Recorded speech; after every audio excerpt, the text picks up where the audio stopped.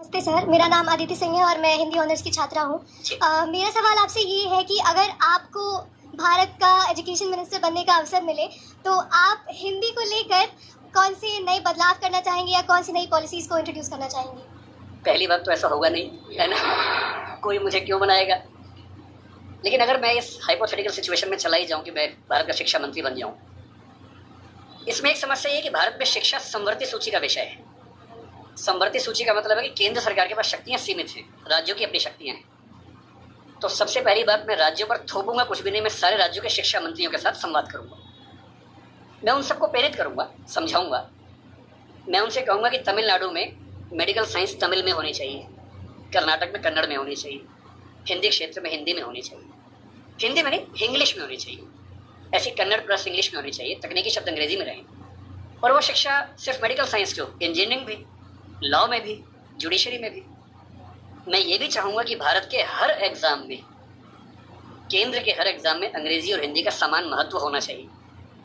और राज्य स्तरीय हर परीक्षा में उस राज्य की राजभाषाओं का सम्मान होना चाहिए। महाराष्ट्र पीसीएस में मराठी की भूमिका अंग्रेजी से कई गुना ज़्यादा होनी ही चाहिए, क्योंकि वहाँ के एसडीएम को, डीएसपी को मराठी लोगों से बातचीत करनी है।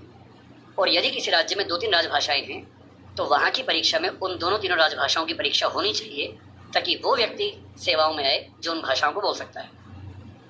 कुछ ऐसे प्रयास। और तीसरी बात, अभी हमें शिक्षा पर बजट हम बहुत कंजूसी खर्च करते हैं। हमारा ज़्यादा बजट सेना पे खर्च होता है और चीज़ों पे होता है। मजबूरी वो भी है, सेना को हम नहीं छोड़ सकते, क्योंकि सुरक्षित होंगे तो पढ़ेंगे। अगर युद्ध हो गया, किताब फेंके तो मारेंगे नहीं, तो हमें ये हथियार चाहिए ही चाहिए। युद्ध तो करना ही पड़ सकता है। पर मैं चाहूँगा कि शिक्षा पर हमारा खर्च बढ़े। एक ऐसी हिंदी में समस्या क्या होती है, और ये हिंदी के साथ बाकी भारतीय भाषाओं में, आपको हर विषय में अच्छे अध्यापक ही नहीं मिलते हैं। अच्छे अध्यापक क्यों नहीं मिलते हैं? क्योंकि अच्छे कॉलेज ही नहीं है। अच्छे कॉलेज क्यों नहीं है? क्योंकि अच्छे शिक्षक पहले बने ही नहीं थे। अच्छे शिक्षक क्यों नहीं बने थे? क्योंकि उनको पता था कि नौकरी मिलेगी नहीं। अगर नौकरी इंग्लिश में ही मिलेगी तो लोग इंग्लिश मीडियम में ही पढ़ेंगे। इस बच्चे ने अभी भी कहा कि मैं अंग्रेजी माध्यम में, मुझे हिंदी ज़्यादा समझ में आती है। पर ये अंग्रेजी माध्यम में क्यों है? क्योंकि नौकरी का संकट है। एक मजबूरी है कि नौकरी इंग्लिश में मिलेगी। अगर भारत सरकार ठान ले और राज्यों की सरकारें ठान लें, अपनी अपनी भाषाओं में पढ़ाई लिखाई की संस्कृति को ठीक से विकसित करें। रामविलास शर्मा जी ने कहा था कि हर जिले में एक विश्वविद्यालय होना चाहिए अपनी भाषा में। आंध्र प्रदेश के हर जिले में एक तेलुगु विश्वविद्यालय हो, जो उस जिले की विशेषताओं को केंद्र में रखकर ज्ञान, विज्ञान, कौशल का विकास करता हो। ये हिंदी पट्टी में होना चाहिए। हर जिले में विश्वविद्यालय हो, छोटा ही हो, एक विश्वविद्यालय हो। उस जिले में खेती कैसे अच्छी हो सकती है, उस जिले में उद्योग कैसे पनपेगा, स्टार्टअप कैसे होगा, उस पर रिसर्च वहाँ पर हो, वहाँ की भाषा में हो, वहाँ के किसान को समझ में आती हो। और देखिए, अनुवाद की दुनिया बड़ी समृद्ध हो चुकी है। आज से 4 साल पहले गूगल ट्रांसलेट करने पे हंसी आती थी। आज क्रिएटिव ट्रांसलेशन छोड़ दीजिए, तथ्यों का अनुवाद मैं तो अक्सर लगभग रोज इस्तेमाल करता हूँ। हम जिस संस्था में काम करते हैं, दृष्टि में हमारी राजभाषा हिंदी भी, अंग्रेजी भी है। और मैं सुनिश्चित करता हूँ कि हमारी संस्था में जितने भी नोटिफिकेशन आएंगे, पहले हिंदी में आते हैं, फिर अंग्रेजी में आते हैं। मैं खुद बनाता हूँ, दोनों भाषाओं में बनाता हूँ।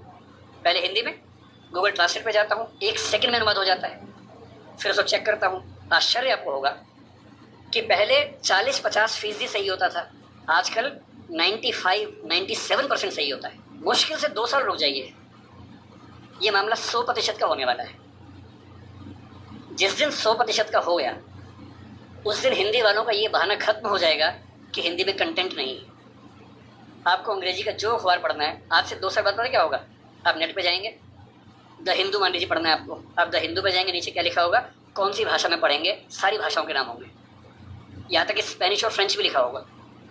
आप हिंदी क्लिक करेंगे, पूरा अखबार हिंदी में आएगा आपके सामने। फिर क्या बहाना बचता है? दुनिया की जो भी किताब पढ़नी है, एक टैबलेट आपके पास होगा या बुक रीडर होगा, दुनिया की जो किताब पढ़नी हो अपनी भाषा में पढ़ेंगे, और अनुवाद की समस्या रत्ती भर नहीं होगी। मुश्किल से 5 से 10 साल के बाद ऐसी डिवाइसेस आ जाएंगी, ईयरफोन लगा होगा आपके कान में। आप जैसे, मैं अभी जब विदेश में जाता हूँ, जहाँ अंग्रेजी चलती है वहाँ दिक्कत नहीं आती। अब जैसे मान लीजिए मैं ऑशविट्ज़, एक आपने सुना होगा, जहाँ नाजी अत्याचार हुए थे, मैं 2 दिन पहले पोलैंड में वहीं गया हुआ था। वहाँ हर चीज़ पोलिश भाषा में लिखी हुई थी, कहीं कहीं अंग्रेजी थी। अब समझ में नहीं आ रहा कैसे पढ़ूँ। गूगल ट्रांसलेट पे जाके कैमरा ऑन करना है, लैंग्वेज में आपने कर दिया पॉलिश टू इंग्लिश, आप कैमरा जहाँ जहाँ ले जा रहे हैं पॉलिश इंग्लिश में कन्वर्ट होकर दिख रही है आपको, कोई समस्या ही नहीं है। वो सारी पॉलिश लिखी है, मैं सारा अंग्रेजी में पढ़ रहा हूँ, कहीं कहीं हिंदी में पढ़ रहा हूँ, सब कुछ हो चुका है। मुश्किल से 2-3 साल बाद क्या होगा, ऐसे हेडफोन्स और माइक आ जाएंगे। आप अपने कंप्यूटर से या फ़ोन से कनेक्टेड हैं, एक पॉलिश व्यक्ति या मान लीजिए डच व्यक्ति आपसे बात कर रहा है नीदरलैंड्स का, उसको केवल डच आती है, मुझे केवल हिंदी आती है।